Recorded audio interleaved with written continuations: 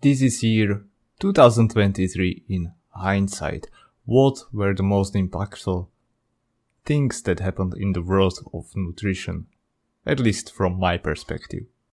And before we move on, I hope that you had a great year. I bet you had many ambitious projects and not all of them went according to your plans.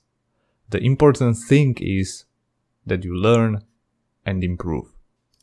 Today, I want to recap the important events that we saw in 2023 from the perspective of health, nutrition, healthy lifestyle. So here are some news that really shook the world. The first is GLP-1, then we have relative energy deficiency in sports, then new advances in strength training, then I will talk about the diet fads, blood glucose monitoring, training and nutrition for the menstrual cycle, nutrition for your genes, and then I will share with you a few questions you can reflect on before setting the new goals for 2024. Hello friend, if you are joining me for the first time, welcome. I'm your host Daniel Weiss, a certified nutrition coach, educator and an athlete. I've created this show to help you understand and simplify nutrition so you can focus on making educated choices and observe how your body starts feeling, looking and performing better. I've been working with people who simply want to look and feel better, recreational as well as elite athletes who want to challenge themselves, but also with fitness professionals. I know that becoming a better, fitter version of yourself will not be possible without the right mindset and habits that will get you through the hard times. So that is why I cover these topics as well. I would also like to bring to your attention the nutrition guides, meal plans and other resources that I have created over the years, and you can get them for free at danweiss.eu/guides. This is part of my weekly health, energy, performance newsletter, during which I go deeper into topics, what happened during the week, new nutrition studies, mindset and recommendations that you can start applying to make better educated choices in your life and better your health, energy and performance. If you want to sign up, go directly to danweiss.eu/newsletter. Link is also in the description below. GLP-1 or glucagon-like peptide 1 took the spotlight as researchers delved deeper into its role in metabolism and weight management. There were some exciting findings that suggested its potential to regulate appetite and blood sugar, and that sparked interest in its application for personalized nutrition plans, especially for people who have trouble losing fat. Well, while GLP-1 has long been associated with diabetes, in 2023 we saw a big increase in its use in the obesity treatment. What the GLP-1 does is that regulates appetite, basically blunts it, and people simply don't feel hungry, so that makes it very easy to lose fat. But that also became kind of problem, because people who use GLP-1 have decreased appetite and sometimes they need to force feed themselves to make sure they get enough of these essential nutrients, vitamins, minerals, or they need to pretty much supplement with green powders, vitamins, minerals, maybe protein powder, because when we are losing weight, we are not only losing fat, we are also losing muscle mass. The problem with obese population is that they are usually under-muscled already. So losing even more muscle during that process of dieting might not be something that we want. On the other hand, food producers such as Nestle got alerted. People who have no appetite won't eat their products, however tasty they are. And that hurts their sales, right? So Nestle started creating different products and they are thinking like, how could we use things or new products that would go hand in hand or complement the GLP-1 use, because they assume that it will be even more used in the near future. So they started creating products that would limit the loss of lean muscle mass, for example. But we have seen those in medical industry. Those are the nutrient drinks that are used in medicine for the patients, and they are pretty much based on prescription. Also, they are available for purchase for people. With prescription, it's much cheaper. Relative energy deficiency in sports is starting to be recognized as a more common problem than it was previously thought. What am I talking about? During periods of low energy availability, you can still have enough energy for training, for the physical activity, but your body system starts to shut down as a result of low energy availability. An athlete in training with high energy expenditure and low energy intake can hinder themselves in their health if energy availability stays too low for an extended period of time. New studies suggest that it is not only about how much energy we get within the day, so let's say 2000 calories in one meal in the evening is different than having it spread through the 3 meals or 6 meals.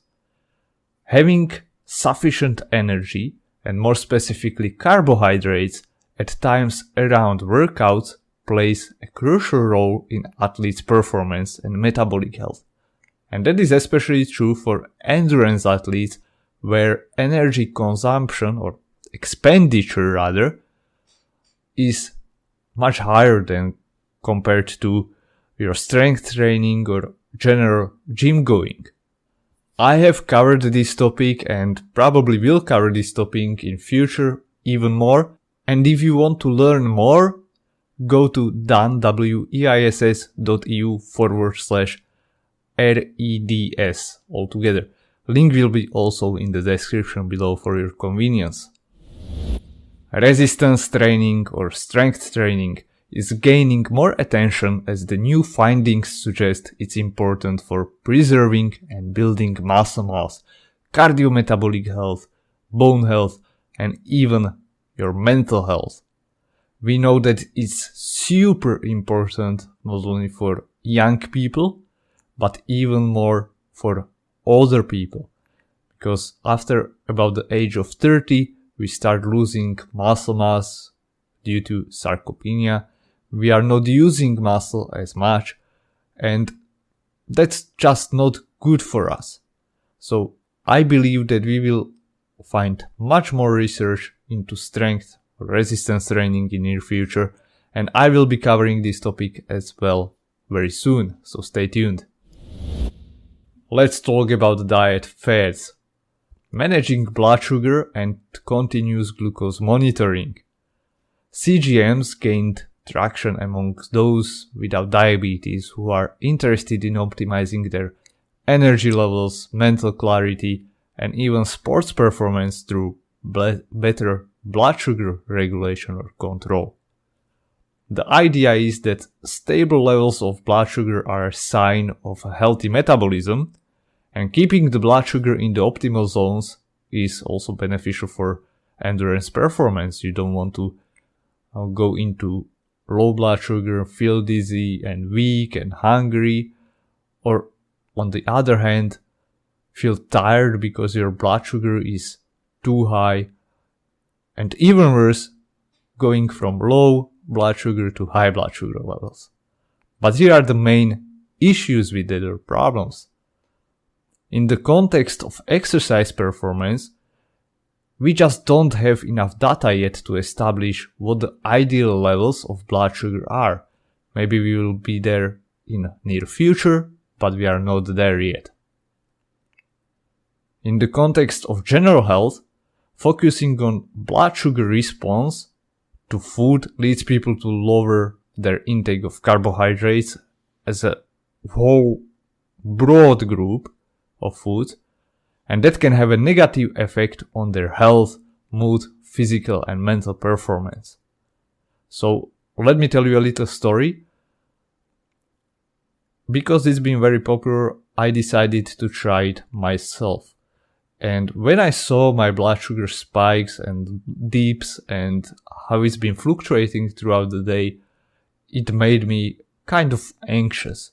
So for example, when I went for a run and I noticed like, I'm feeling relatively tired today. In reality, maybe I just slept not very well or there were some other issues, but I immediately looked at my blood sugar and, I was constantly trying to check it during my run, like if it is in some kind of optimal zone. Even though I knew that there is no optimal zone or that it has little to do with the blood sugar, how I feel. But it made me really anxious. I was also constantly checking after my meals, before my meals, how my blood sugar is. And anytime it was a little bit higher than I expected, but still within a healthy range, I started reconsidering what I'm doing, which is not necessarily a bad thing, but the kind of anxiety and uneasiness it was giving me is not something that I would like to do. So I stopped doing this, and you know what? My health didn't decrease as a result. And I've heard this from many other sources or many other people who have also problems with this, that they started checking it, and although they know that it's not as important to check your blood sugar if you are a healthy person, then they started having this anxious feeling as well. And I'm not saying that this will happen to everybody, but it's something to consider. And a lot of those who promote or speak about managing blood sugar, when we just focus simply on the blood sugar spikes and dips, it can be very misleading, because it can not be only about the food, it can relate also to your mood, to your anxiety, to how you slept the day before. So it's always better to have that interpretation, or even necessary to have that interpretation from a person who understands those things, and not just try to self-interpret it. Because we have seen that people who focus on managing their blood sugar, they are treating a symptom, not the root cause. And if you want to learn more about blood sugar, I will also leave the link to the article that I wrote on this topic in the links below. Training and nutrition for menstrual cycle was also very popular in the past year. There has been a surge in nutrition tailored specifically for female menstrual cycle, and I guess it's because women are the main buyers of health and fitness products and services, and providing nutrition advice such as how to eat and exercise according to the cycle to help maybe fat loss, to improve their health, and even boost athletic performance really sounds great in theory, but not so exciting in practice. Some people say that there is not a lot of research in female athletes, and that's completely true. But based on our current evidence, we cannot say that or make practical recommendations for female athletes how to adjust, or if they even should adjust their training and nutrition. There have been several studies that explored adjusting training programs or nutrition to the different phases of the cycle, and they found no practical differences. So there are a few problems that they identified during these studies, and that is that these recommendations are based on the hormonal level fluctuations. And there is a high variability between individuals, but also within individuals during the stages of the cycle. So changing training or nutrition according to the cycle is impractical at best.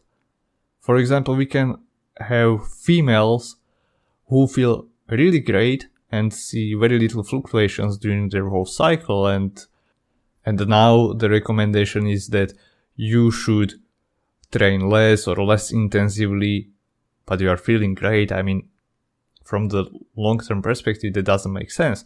On the other hand, we can have a female who generally feels great, but during this specific cycle, she's feeling tired and not very well, not ready to train at high intensity. Well, what should you do? Like, should you recommend them like go train hard because you are in that phase of the cycle? This simply doesn't make sense, right?